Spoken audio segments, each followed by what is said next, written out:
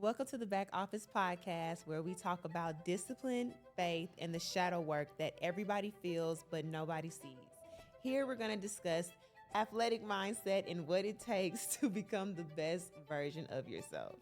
Today's guest, is just a big star. I cannot wait to share her story with you all and the impact she's made in professional women's tennis.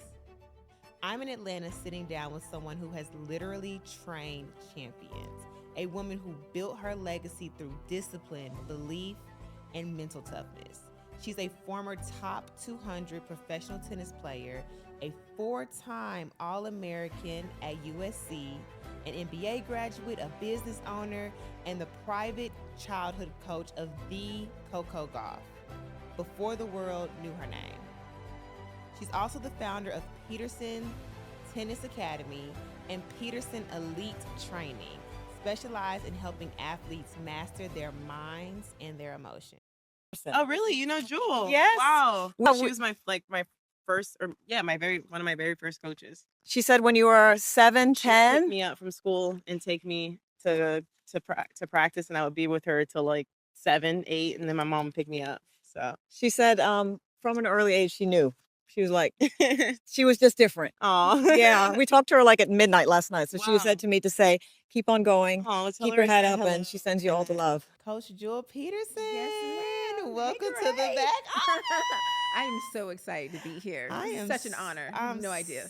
So excited for this Ugh. conversation. First of Great. all, being a collegiate athlete, Yes. tennis, you saw me. You were Yes. instrumental in my development Yes, I as was, an athlete. It was I such don't an even honor. think I would have made it Oh, in tennis no. without you and Oh, your my guidance goodness. and your influence. That's amazing. Thank To you. be here now, all that you've accomplished, Ugh. introducing like you Yeah. on my podcast is such Oh an my gosh, honor. no, I am honored to be here. And, yes, I was able to witness you growing up. Yes. And as you and I both know, when it comes to being an athlete, Mhm. there are so many lessons that you learn on court and then they translate to off court.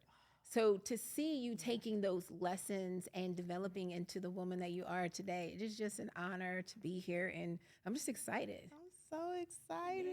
Yeah, I'm so yeah. excited. It's so true. I say all the time, tennis is a life sport. Yes. Sports in is. general, I feel like, are a life sport, and we'll get into this in today's conversation, Yeah. but it translates off the court. Yes, it does. And it does. as a woman, as a Yeah. Black woman, absolutely. it's so important to have us in sports. And I just Yes. can't wait to pick your brain and for you to inspire my audience and Oh, anybody who wow. comes across Wow. this with your story and your legacy. So with amazing. that, let's get right into All right, let's do it. So you've competed on global stages, Yes, right? yes, I want to get into your history from the US Open to the Yes. Western and Southern Open. Yes. You held the title at USC Yes, ma'am. All-American I for did. 4 years. Thank God. A champion in Yeah. every right. Wow. And so I really want to hear about the backstory of that success because Yeah. with all of that success, Yes. there was a little girl Yeah. with a racket and a dream. Yes. So where does your internal belief come from? It with definitely tennis? came from my parents. Okay. They started me out in the sport early on, and they recognized that I had talent. And to the point that they actually put me into tournaments as early as 7 and 8 years old. And at that time, I was winning. I won a lot, and I won early. And that really established in me that I'm good at this. And my parents constantly reiterated that to me. And as a coach, that is one of the things that I think it is extremely important when you're raising an athlete is that you have to constantly reassure them. There's nothing wrong with that. You constantly reassure them, no, this is the game for you. You're good at this. Point out players that are really great that they can emulate. But the idea is constantly telling them, no, you can do this. No matter the wins, no matter the losses, no, you were made for this. And I was told that early on, and the wins just supported it. Yeah. Yeah, So yeah. to piggyback off of that thought, do you feel like confidence is built or do you feel like it's something that you kind of naturally have? Ooh, I think it's both. Okay. I think it's both. I think Okay. it's one, it's the encouragement that you keep getting, but then it's also within you identifying, yeah, I am good at this. Like you hit a backhand cross court and you hit a winner, you hit that ball, and you're like, that was good. It made you feel good. Yes, Yeah. it should be doing that to you every single time you play. Yeah. And if you're not getting that every single time you go on the court and you hit a great shot or you win a set or a match and you're not coming off the court like, yeah. I can do it, then I'm questioning if this is even the sport for you. So with that, when did you, I will say this. Yeah. You are the mental tough coach. Besides the skill, you of course you can teach beautiful strokes. The mental toughness and the determination of the kids that come out of your development. I mean, we have Coco Gauff, you know? So you are able to pull things out of people.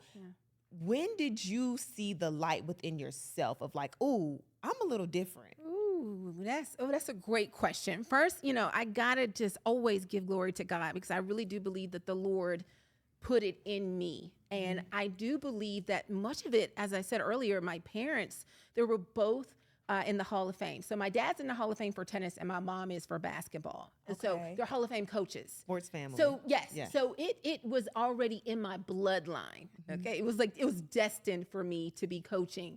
So early on, I could see how they inspired others. In particular, my dad. He was great at motivating. You could be Peterson. down and thinking you've lost every single match every single weekend, and he's coming to you saying, "No, you can do this. Yeah. No, get back out there. Give me one more. Give me another." And I could see players believing that with just one more and with just one other, they could now win matches. Yeah. And so I could see that transformation in players constantly over and over again. And as you know, he did it with you and did it with Arma and so many collegiate players and Hans or Jermaine, who were the hitting coaches for Venus and Serena. And Jermaine was a head coach for Osaka at one point. Wow. Chris Eubanks, he was Chris. there when he was little and tiny. But I could see him doing that with each of those players, and I could see the change. And I love change. I love being able to see someone go, "Ugh, this is terrible," to I can do it. I can do this. I'm here. So as you can see, I'm on fire just thinking about it because I think that's what life is about. It is. It's about, because we all have ups and downs. Absolutely. We all are going to go through. It's not a matter of if, it is when you do. And when you do, you have to have that thing in you that rises up to say, fire. Yeah.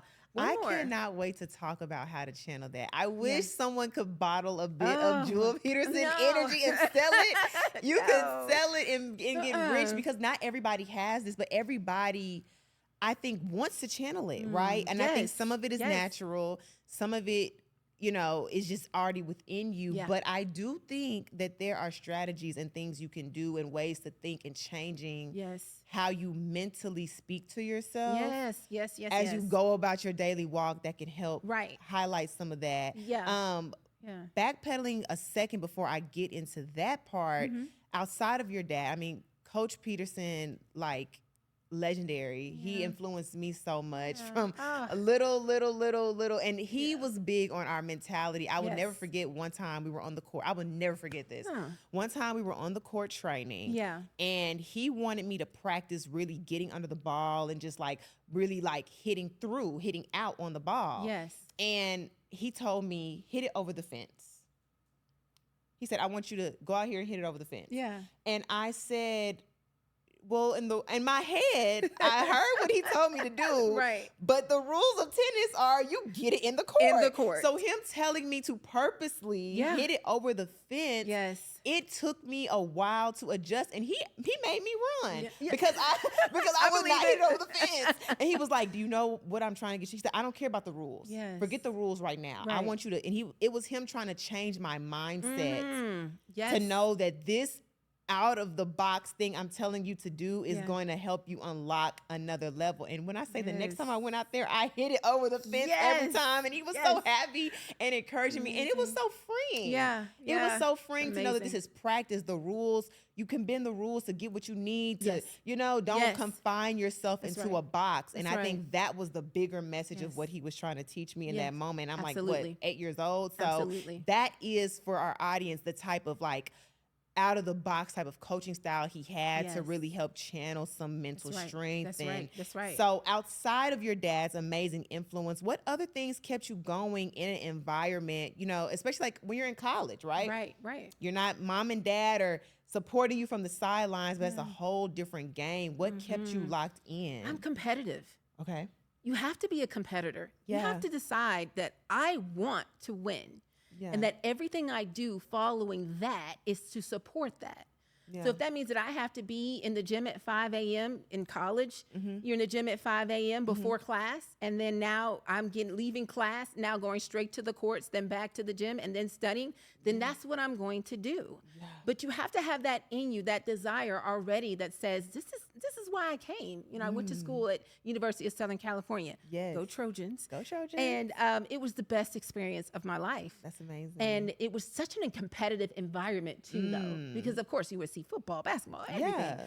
And just being on that team and seeing teammates, because obviously with tennis, it's an individual sport. Yeah. So this is the first time that I just had teammates that were, and I played the number one position. Yeah. So this is the first time I had other players, you know, as teammates looking to me to hold down my spot. And so that was even more of a challenge to say, let's go, I can team. do this. Yes. You are just such a natural leader and such a light. Oh, thank when you. you walk into a room, your Oh. energy is magnetic. Oh my goodness.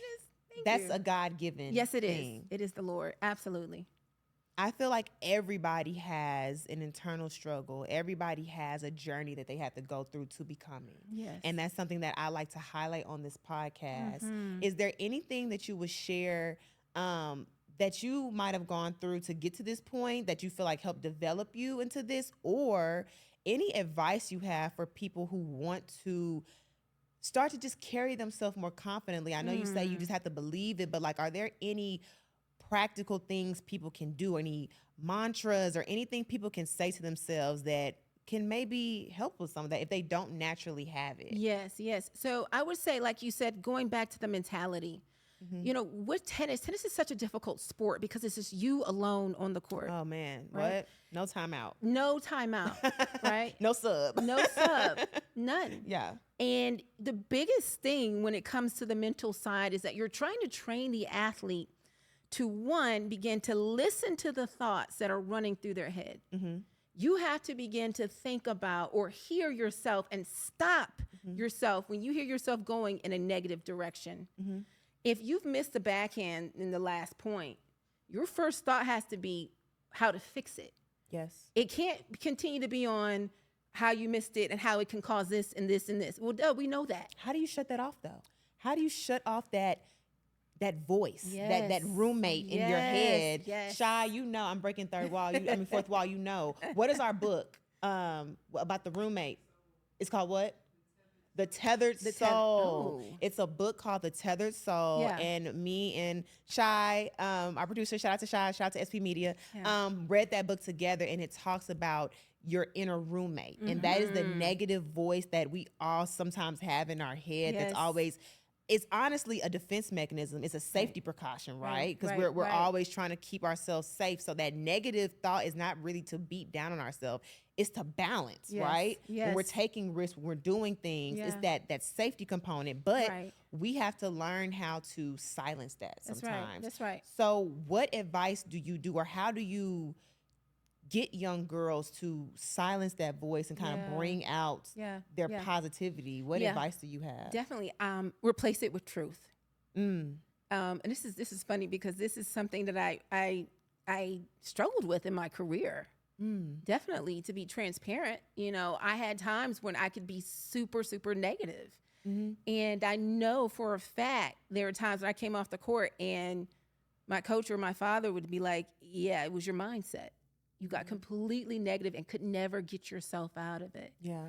You know, and I have learned now as a coach, and this is something that my pastor says to me all the time, it is replacing it with truth. It is finding out the truth of what you need to know in that moment. Yes, my backhand went into the net, but the truth is I have hit 1 million backhands prior to this. Right. And if I've hit 1 million backhands prior to this, in practice, I've done it over and over and over again. You have to go down that road. Yeah. Go back to the fact that, one, I hit every single day. And when I'm hitting, I see that ball actually go inside the court over and over and over. I've That's seen the it truth. done. That's the the truth. truth. Right. I've seen it done a million times. I Right. have done it a million times. Right. I physically have not changed. Yeah. I'm still the same person. Yeah. This is still the same racket, the same grip, the same everything, the same footwork. I Same am tennis still shoes, the same, probably. Yeah. same tennis shoes. Yeah. Yeah. So the idea is that if I have not changed, I still maintain the ability to fix this. Oh, I love that. You know, but you have to go down that road because when you're practicing, your practice has to be. Look, I'm moving. No, look, come on, let's get this. Let's we're at the talk. tennis court. We're going to change and kill some barriers right here. Yes, Yeah, let's do yes. it. You have to be intentional.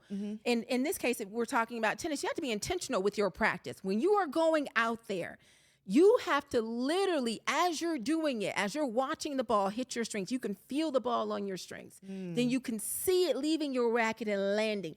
Every single time you're doing that, this should become like a photograph that is being imprinted in your mind of how Yeah. much you've done it successfully. It's like photographic over, memory. Right. How much you've done it successfully over and over and over. You can log the number of hours that you've done it. But as you're doing it, you have to keep reiterating, oh, that's good. Oh, that's good again. Man, my backhand is good. Like as you're doing it, you're reiterating to yourself what you are seeing. Yeah. And if you're not actively involved in that process, then you get out there on the court and you miss. And this is one of the things that you wanted to talk about. I know I'm getting ahead of it, but it was such a great question that you had in regards to the mindset and the mind and training the mind. You cannot be a lazy thinker. You have to look at what's happening and stop what's happening. It sounds like you're saying you have to be present. Yes. In practice, Yes, you're you have to- present. And this, yes. we're talking about athletics, but this goes over into work, entrepreneurship, whatever you're doing, you have to be present. You have to be even when present. it's ugly. Even when it's ugly, you have to You be have present. to be. You can't, because sometimes I feel like Yes. escapism is real. Right. And I have been on the court getting my ass handed to me, and I just wanted to get my mind. I'm somewhere else. I'm not even here right now. This is not going good. But you can't. You can't. You have to be present when it's Yes. ugly, when it's good, so ugly. you can figure it out. Yeah. That truth is in the present. The truth is in the present. Ooh, Absolutely. that absolutely. is so real. Yeah, So, it definitely is. Or you will continue to find yourself defeated. no. And I just feel that is something that we have to really get involved in, is not letting the moment get away from us. I think there was still getting ahead of it, but you were talking about the pressure and the execution, because I think it's just all running together, right? Yeah. In order to be able to execute properly, you have to be able to, as you said, stay in the moment. Yeah. And if you practice the drills, if you've done what you're supposed to do in the drill, drill, I'm feeding you a short ball. You know, with a short ball, you're not supposed to come up to that short ball and run back. You come to the You're net. supposed to come to the net. Nyla You take it Nicole, and come you to hear the that? net. You hear that? You're supposed to come to the net. That's right. Yeah. You're supposed to keep coming to the net. And so that is what you're supposed to do over and over again. You also know that is not dependent on if you made the shot or not. In other words, even if you miss the last ball, you know if that ball is short, you're supposed to still step keep up to going. that ball and keep going Yeah. forward. It does not matter if you missed the one before that. Well, that is how the drill works. And you've been drilled. You've been taught to do that Right. over and over again. Right. You have to stay in that mindset of doing what you've been trained to do. You were trained to take that ball down the line and go forward. I fed you balls. I kept feeding them, and I didn't stop because you missed and said, "Oh, just stay back." Yeah. You were fed another ball. You did it again and went forward and kept coming to net. Yeah. So when you get to the match, it's the same thing. Same thing. You run the play as you're supposed to run the play. You don't change it. Yeah. And just Yeah. trusting yourself. You got Going it. back to the belief and the trust that I Yes. have. This is a formula that I have worked on, and Right. and in this moment of it might not be working, but I'm going to keep Yeah. going. It's still that training. It's Yeah. still strengthening Yeah. that muscle Yes. of belief. Yes, yes, Because yes. it's so easy to run away. Definitely. So with that idea of strengthening your muscle and believing in yourself, what does training the mind of a young professional athlete look like? Ooh, it's fun. Okay. I say it's fun because I just remember being out there, and I remember the hunt. Yeah. I remember the desire. And so watching a young athlete have the same goals and the same drive and the same willingness to do whatever it takes, it's just fun. And I love being able to challenge the player to do something they've never done before. And you can see it in their eyes of, okay, this is something I've never done before. But then you also see them, because if this is for them, you also see them going, but I like it. I want it. And so what I love about that as a coach is being able to take a player who has a mindset of a certain expectation, and then I set it here. And raising And then it. watching them just Continue to rise. Because they already Yes. have that high expectation. They already have that. So Right. you're just raising it, that's all you're the doing roof. it. That's all you're doing. Absolutely. So with that, what does that training look like for a young athlete that is going? Because everybody wants their child to Yes. go pro. Yes. Everybody wants to be a professional. What does Yes. that pathway and dedication realistically look like? I mean, like we said, you've trained Coco. You saw her come up. What does that look like? How much time is she spending on the court? Right. What does that development kind of look like for Yeah. parents who might be wondering? Well, okay, definitely. So here's the thing. When it comes to training at that level and your desire to become a professional athlete, you have to have a team. Okay. Okay. Here's where my company comes in. Yes. Okay. So with Peterson Elite, I have a team around me. Okay. So I have a chef, I have an athletic trainer, and I have a nutritionist as well as a hitting partner. Oh, wow. Okay. And all of these people are in place to ensure that the athlete has every part of the athlete's needs are met. Okay. When it comes to playing professionally, as you and I know, particularly in tennis, you're playing on different surfaces. You're playing on grass. And that if you're playing on grass, the points are a little bit shorter because the court is grass, and so the ball skids. But if you're playing at the French Open on red clay, then it slows down and the Oof. points are longer. Oh, yeah. So at that Be prepared point, to move your feet. yeah, right. So Yeah. at that point, I'm talking to our trainer about, hey, we're moving into the clay season. That means the points are longer. That means that her endurance has to be greater. You know, she's got to be able to last longer. You know, if we're Wow. going into now this off season, coming up on the Australian Open, we know it's going to be extremely hot there. We're looking at hot temperatures. Yeah. And here again, we're talking about the physical part of the athlete. We're doing a lot of talks with the nutritionist at this point because we want to make sure we don't cramp. You know, we want to make sure that we've got the right amount of sodium, carbohydrates, and all of that in the body and replenishing the body the right way. Yeah. You know, when you're going into that type of element. And with tennis, you have to have that type of support to be, not only because I don't like just a player come and say, I want to be pro. No, you need to have a goal. Is it top 20? Is it top 30? A defined Right. goal. We that's where we're trying to go. Right. Anybody can just turn pro, but we Yeah. want results when you get out there. Got You know, we you. want you there the second week of the tournament. Yeah. We want you there in the quarters, in the Yeah. semis. That's where you need to be. And so that team is there. And you and I have all watched. We've all watched matches where we could see the box and everybody is there. Yeah. That's right? the whole team. The whole team is It's there. a whole ecosystem around Exactly. this. It's a whole Exactly. ecosystem. How many hours on average? I mean, we can count, of course, Right. physical therapy, like working out, conditioning, and Right. strength and training, and even meeting with a dietitian or whatever you're Yeah. doing as part of the Yeah. training hours, Yes. right? Because Yes, it's an yes. ecosystem. Yes. But on the court in particular, Yeah. for parents who might be curious, what does that look like? Yeah. So at minimum 4 hours on the court.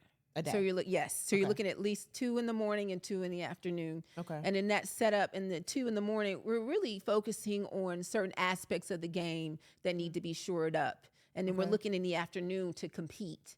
So Okay. that's where the match play comes in. That's when actually playing against the hitting partner, actually serving and playing a set Okay. comes into play, because we want to see if what we're working on here in the morning is now sticking here, Translating. right, in the afternoon. Wow. And okay. so with me as the mental coach, is my job is to be on the same side of the player, helping the player to see, you know, what it is they may not be seeing.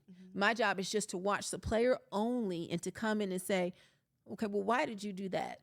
Well, there was an adjustment that needed to be made here. What were you feeling here? It looked like you had one thought and then you changed it at the And last you can minute. see it. You can see Ooh, that. You can see that. The You can shot see selection that. switched up, like, you changed it. You got Right. scared at the last minute. Exactly. You got exactly. scared. You You got scared. froze. Right. Yeah. But if you're not going to go this route of having that team around you, it's a very difficult process. Okay. Tennis is a difficult sport. I don't know how many times I'm going to say it. Keep Tennis saying is it, so Because difficult. we need respect. Yes, we need It's respect. hard. No, people It don't is respect it hard. enough. I'm telling you, because one, there's the physical part. Yeah. You don't know. No one knows how long a point is going to last. Yeah. We can't predict it. Yeah, it's There's no timer. nothing can save you when it It's comes no to timer. right. There's no timer. So that point can go on and on and on. Now, while that point is going 20, 30 balls, you're also moving from here to here to here to here to here to here, and you're doing it consistently for 30 balls. Yeah. All right. And that's 1 point. That's 1 point. So now we're going to recover, and we got to get back up on the line. And do it. And mind you, when that point is over, yes, we do all of the work with the physio and all the work with the trainer, but you're still out of breath. We're not going to act like, oh, we're great. No. We're trying to. It is still very physical. And then you can do all that and you down 4-1. And you down for one. Like you can be doing You're all that down and you're for fighting one. to get back in the match. And you're like fighting to get back in. It is that Ooh. part. And see, Yeah. that's where the champions and the legends are separated. Because at 4-1, your perspective has to be completely different from everybody else's. Yes. From people that are ranked 300, 200, that's great. You're right. Maybe you're still working up. But if you want to get inside that top 10, you got to look at 4-1 way differently than everybody else.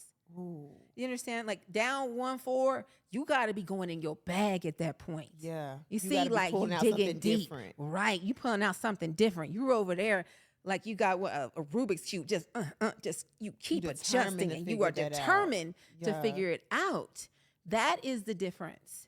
Yeah. So to piggyback off of that, I mean, you've coached professional, you've Yeah. coached young professional. You were a professional on the Yes. circuit. Like Yes. you've done collegiate. You've seen every stage of tennis Yes. Yes. for different groups, Right. particularly focusing on young girls, because I feel like Yeah. you coach everyone, Yeah. any gender, any age, essentially, but you have a gift with young Thank girls, and that's you. maybe because That's just the of what Lord. the influence you had on me. But That's what God. do Yeah. young girls need the most today in sports in general? Yeah. Yeah. One, confidence. That is the number one thing I believe that women need is the confidence. Two, the representation. You need both of those aspects. The confidence to say, I'm going to go out here and I'm going to make it happen. When you watch women's tennis, it's so physical. Yeah. And everybody's like, come on, let's go. Yeah. Top of the, just You top have of the to cheer for lungs. yourself. Yes, you have to cheer for No yourself. one else is cheering for you, No one else is cheering for you. You have to be your biggest fan. and that's life. That's life in general. And, I have to say this because Yeah. my Pastor Durham, I love her to death. That was another key point that she had given me is that and that's the thing too, as a coach, you also have to have a team. You can't. You go out and pour it into everybody every day, so you have to fill your cup. You have to have your cup filled Yeah. as well. Yeah. Not only spiritually, but she's been one that has helped me too on the mental side and just every aspect of it. But as coaches, you should also have a team. You should also be pulling from those around you, experts around you Yes. that tell you, that show you the way that you might also, because if you are not pulling from those experts or reading books or resources, then you're staying the same. And how can you possibly You have to continue grow to as evolve? well. You have to evolve. You got to Yeah. constantly keep getting better. If you're not getting better, if a coach is not getting better, then you need to fire that coach. So to continue our conversation, what do parents often misunderstand about raising elite athletes? Yeah, I thought that was a great question. I think one of the things they misunderstand is how lonely it can be. I love the question because it had me thinking, and it brought me back to when I was a kid. And in particular, with tennis is an individual sport, and the amount of sacrifice that's involved as a young person, where you're not going to the sleepovers. Ugh. You're missing out on the fun little All the beach trips with your homegirls. Yeah. You got tournaments every weekend. You got tournaments every single weekend. Yeah. The school's going to such and such, and you're not going there because you got a tournament or you're practicing. In my case, oftentimes I was getting out early because my dad had talked to the principal about making sure that, I get out of school early so that I could put in more time on the court. We're getting out of school early means less time with friends. Yeah. The social. And it's tough. Yeah. I remember when I was working with Coco. Coco at the time was 8 years old. And we were out there as early as 2:30. There was no one out there. And she's 8. and she's 8. Yeah. Now, I was in my 30s. Okay. Now, I consider myself, fun. Sort of. But for an 8-year-old. Yeah. That's a baby. It's a baby. Yeah. Yeah, The sacrifice. Right. The sacrifice. And that was one of the things that really separated her. Because people are like, did you see it early? Yes. That was going to be my next question. What things did you see in her early? So I would pick her up from school. She would get in the car, and we would talk a little bit on the way to the tennis court. And at some point, she would always fall asleep. Because she was so young, and at that point, she was growing, so she's always asleep. And when we would get to the tennis center, I would say, Coco, we're here. She would wake up every time, look around, get out of the car, get her stuff, and walk to the clubhouse. Mind you, all I said was, Coco, we're here. It's like she clocked in for work. It wasn't Coco, we're here. Grab your stuff. Coco, wake Let's up. go. Wake up. Yeah. Wake. Get your stuff. Put your Get your shoes stuff, on. put your She shoes was, on. Oh, I'm at work. Let me Right. let's just Right. Let's go. Hello. It wasn't, Wow. can I get 10 more minutes, coach? 30 more minutes, coach. Coach, I'm tired. None. At 8. So we go inside the clubhouse. She goes directly into the bathroom to change. I go, I pull out the baskets, I set the targets up, set up the ladder, set up all the things. I'm setting up. She's walking onto the court, sits her bag down, starts running on her own to do her dynamic. At 8. Just the whole dynamic routine without me saying a word. She was there for business. And she knew. Yes, ma'am. She knew. Yes, ma'am. And that's something that was just her. That was her. That was no way at 8 That years was old, within her. 8 years of life, her parents put that in. That was in her. That was in her. Mm. That was in her. Mhm. And so people, well, did you see it? Yes. And haven't seen it. I haven't seen it since. Yeah, it's rare. Rare. And that's why you have Very the rare. Cocos, the Serena, the Osaka, the Jewel Petersons. You have to acknowledge the rarity and how special it is. So rare. Yeah. Yeah. Driven early on. Yeah. Throughout the practice, doing everything she's supposed to do. At 8. At I'm 8 stuck years on old. at 8 years Yes, old. At 8 years old. Yeah. That's beautiful. Amazing. That is You know, beautiful. one of the things that's tough too, as you were saying, at 8 years old, her being out there before all the other kids. See, the other kids weren't getting there until 4. She'd already been on the court 2 hours. So do you understand what I'm saying? Yeah. And so, there was a thing where you're just like, we got to do it. We got to get it done. It's probably not as fun for her because other kids aren't here. But she's Sacrifice. made for this. You could tell. Wow. And there were moments when I would pick up the balls where she would do handstands because she did gymnastics on Mondays. I think Okay. one day a week she was doing gymnastics. Now, ordinarily, when a child is doing handstands, I would be like, oh, Please. please don't do that. Yeah. You're Yeah. going to get injured. Please. Yeah. Your mama going to pick you up and you going to have a broken arm and Yeah. then we're going to have a problem. Yeah. You see, but she was strong and she's a kid. So still She just hit a having that million ju- balls, yeah. man. Let her do a handstand. Let her do handstands. So on that, Yes, because right. you have parents who are like Right. intense helicopter Yes. parents, da da da da. Yes. How do you protect the joy of an elite Yes, child yes. while building that discipline Right. and that focus? Right. I think one of the things, as I said, was you are trying to incorporate it in the practice. Okay. As a parent, there are different things you could do. You could bring music on some days. There's some days, if you're not that good, you're just hitting with them and letting them whoop up on you. There are other days where you're just deciding, I'm just going to be the biggest cheerleader no matter what they're doing. There are just a few things like that you can do to break up the monotony of it all. Yeah. It could be that you do it. They do have a friend that comes and watches them play that day, and their buddy just came to watch them practice. There are a few things that can be done, but the big thing is, Trinity, you and I both know there's only so much that can be done. Yeah. There's only so How much. much of it is natural? Right. Everything else, they just have to be locked in. Yeah. That is it. And that's what you're looking for. And then you have these parents sometimes who are overly pushing kids who might not have it. That, And that's what I see a lot. yeah, you see That's that a what lot. I see a lot. Yeah. And the way that I tell parents, the way that I try to help parents determine this is that, an example could be if you're taking your child to practice and your child at least twice a week is saying that they don't want to go. They're somehow sick. Their stomach hurts. They're tired. They just don't want to be there. Somehow they're Mhm. indicating that to you. You need to reconsider. But how do you tell parents to accept it?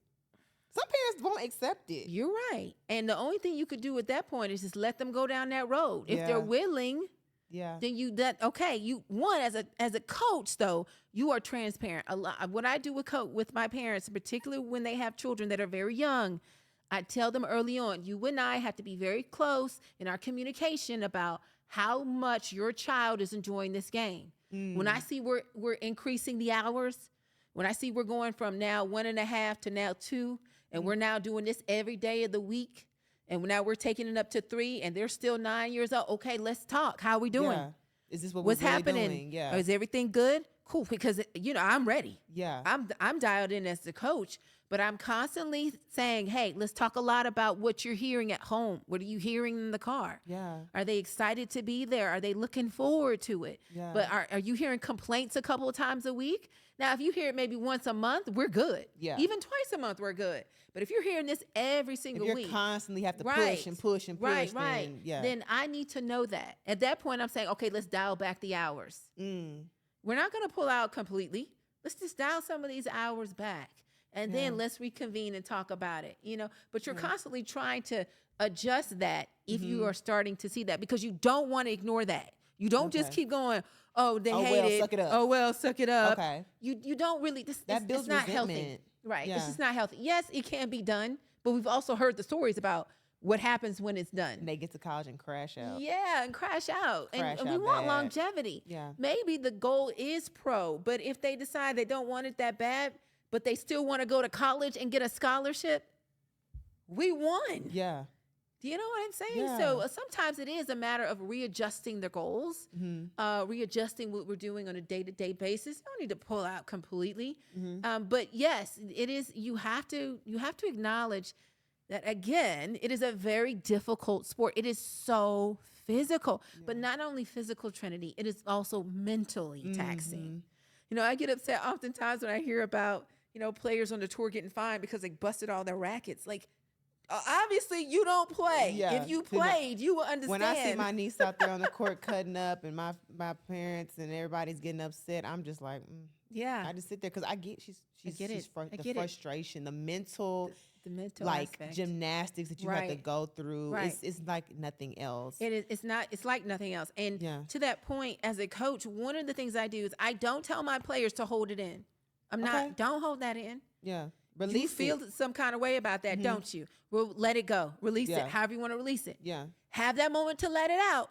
Then reel it in. That's life. That's it. You try to hold on to so much. You try to just like a pressure cooker. Right. It's not going to help. That's not going to help. You let it out. You give yourself that time to feel it, to have that moment, and then lock back in. Get back in there. Fight again.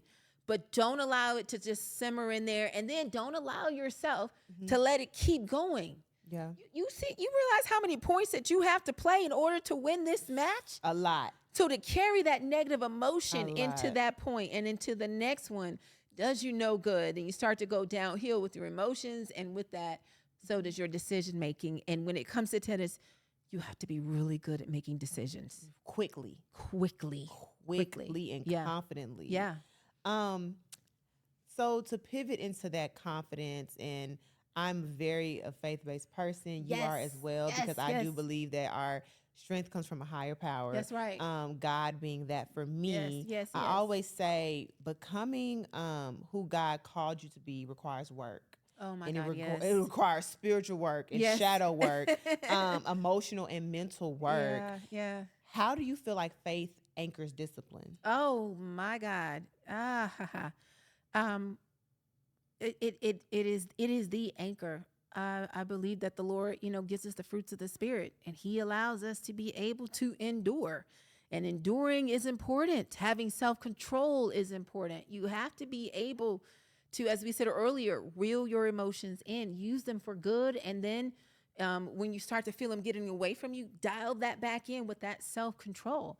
But I think you have to have it. You have to have it in order to be able to endure and to go through. And to be able to have faith when it looks like the situation is impossible. Yeah. It goes back to that down 1-4.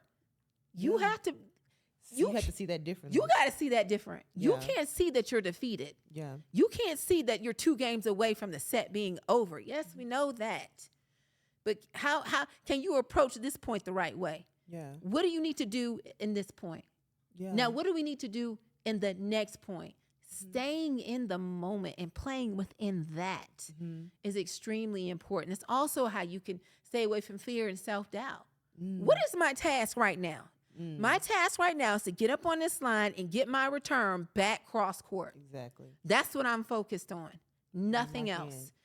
Yeah, go ahead. Locking in. No, I'm Yeah. saying I'm co-signing. Yeah. Like just lock, like that's what it's about. Lock in. Exactly. 100%. I sure. feel like that muscle gets strengthened through your walk with God. And your Oh, walk, my God, like, yes. Your faith walk Yes, aligns yes, so yes. much with everything else. Yes. And understanding what God promises us and understanding like the path he has set out for us. If you know Yes. that you're chosen, it helps you get over Yeah. it makes everything else that you're facing seem so minute. Like, Right. okay, I am down 1-4, but I know the promise. Mm-hmm. And I know what he's put inside of me. Yes. 1-4 doesn't seem like much to him. Right. You know? And so Right. that's something right. that I've always loved about you. And I just always know, like when I was younger, you always led with that faith and Yes. belief. Yes. It starts, with God and in your connection with him, and then it translates Right. into everything and now into Yes. your business. Yes, and, yes. and everything. And you transitioning, you really inspire me in this way as well, from athlete to yeah. entrepreneur, CEO. Yeah. How was that transition and like transferring that on court faith you have as Jewel Peterson, professional tennis player, collegiate all-star, to CEO and Yeah. executive? Like, how has that been for you? Yeah. Well, one, one of the things that you were talking about is the faith part. That is huge for me. Knowing one that we are nothing without him. I was at church today, Renew Worship Center in Atlanta. Amazing church with Pastor Durham. I was at church today and they sung a song that said, it basically says, "It is your breath in our lungs."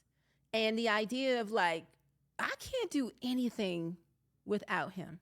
Not a single thing can I do without the Lord. And it is him that gives me the ability to be able to do anything that he has called me to do. And I really felt as a tennis player, it was who I was.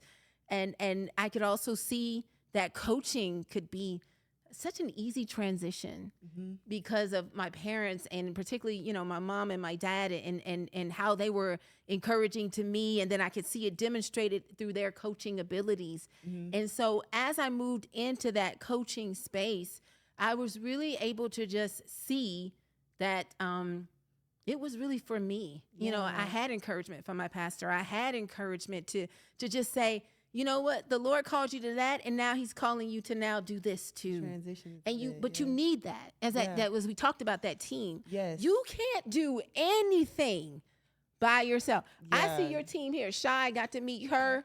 Yes. Your mom My is mama, here. my niece, everybody. Your sister, your niece, everybody. It's a team. You got to delegate. It's a team. Yeah. To get you to do the things that you're called to do, Yeah. to get you to perform at a very high level. Yeah. Because elite is what we're after. We're not after just showing up and just doing whatever. I know that's why I wanted to be a part of what you're doing. I've seen your work, and I'm like, I knew you from the beginning, that you've always approached things with an elite mindset. So your transition to this was like, oh yeah, of course. Yeah. I knew it was going to be great, And so to even be here and to see how you're doing things in excellence, that has always been your goal. That has always been who you are. And to be able to do that means that there are those around you pushing you forward in your own motivation and your own goals and desires and dreams. And as you fulfill each one, even fulfilling this now, it's just incredible to see. And I am so excited. You can hear it in me, right? You Yeah. are literally listening. When excited. the book drops, when you go on tour, when the book tour starts, I want to be front row. I want to be front row because I think so much of the things, like I said, so much of tennis is on court and off court, and you being able to transfer that gift that you have now into entrepreneurship. Yes. It's so many women, no matter what Yeah. industry Yeah. you're in, the things that you're speaking of today Yes. are transferable. Yes. And Yeah. believing Yeah. in yourself as a woman, being a solo CEO of your Yeah. own company, wearing so many hats. Not many are not able to do that. Ugh, it's tough. And so I think that's amazing. So we're gonna kind of start to wrap it up. Okay. I want to get into my quick fire Okay. questions. Let's do it. Let's do I it. Let's love do this. it. I So love you this have segment. 5 to 10 seconds Yes. to answer these questions. All right. Don't think too much. Let me Just get ready. think with the heart. Okay. And we're gonna get into this. All right. You Let's ready? do it. Let's do it. Okay. I'm ready. What is a pre-match mantra that you have for Ooh, yourself? let's go. Let's go. Do it. One thing you tell an athlete every day. You can do this. A belief that you had to unlearn. Unlearn. Oh, a belief I had to unlearn. Ooh, that's tough.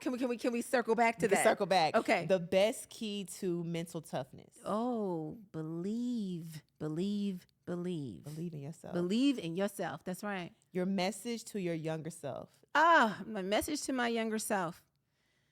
You will have wins. You will have losses, but the Lord is with you. Keep going. Keep going. Yeah. Finish this sentence. Okay. Elite is a mindset, not a blank. Woo. Okay. Elite is a mindset. It's a mindset that you have to have every single day. It's a mindset that you have to have every single day that drives you to do the things that you're supposed to do. Yeah. So it's not something that's done one time. It's not something that's done 2 days in a row.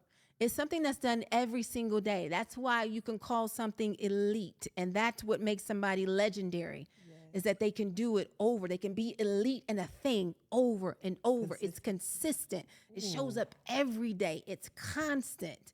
That's what it is. Consistency. Yeah. I want to circle back. What is a Yes. belief Yeah. that you had to unlearn? That I had to unlearn.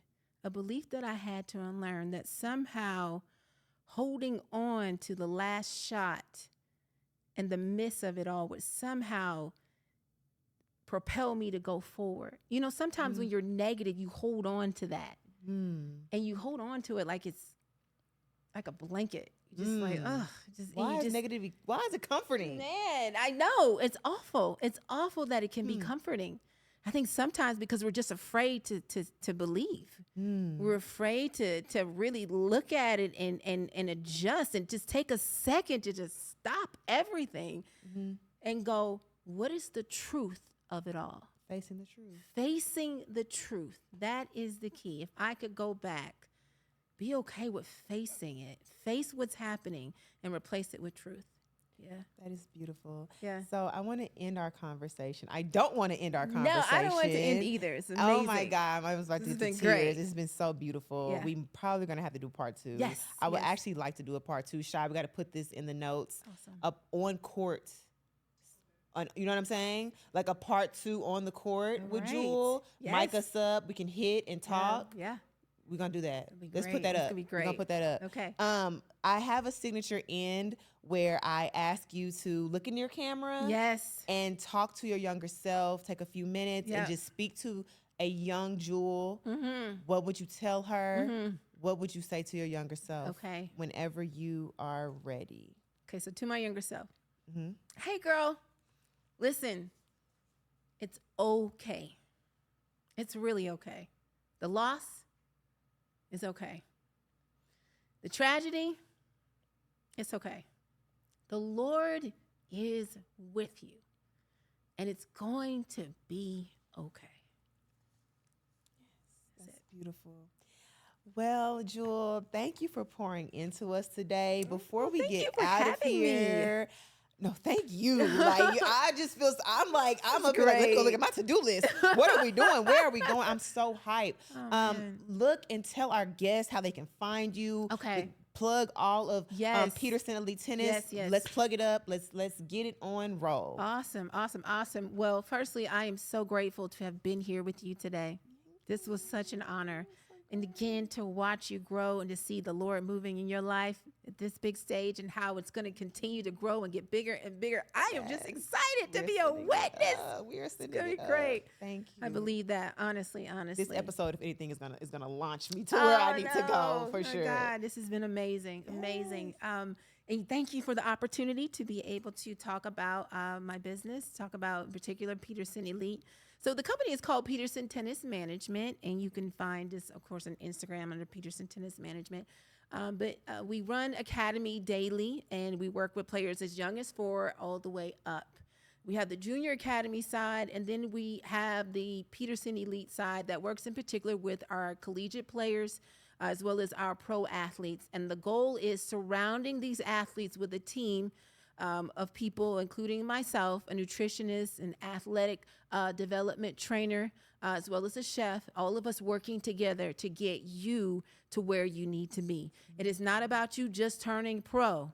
This is really about you being successful when you get there. We want to get you inside that top 50.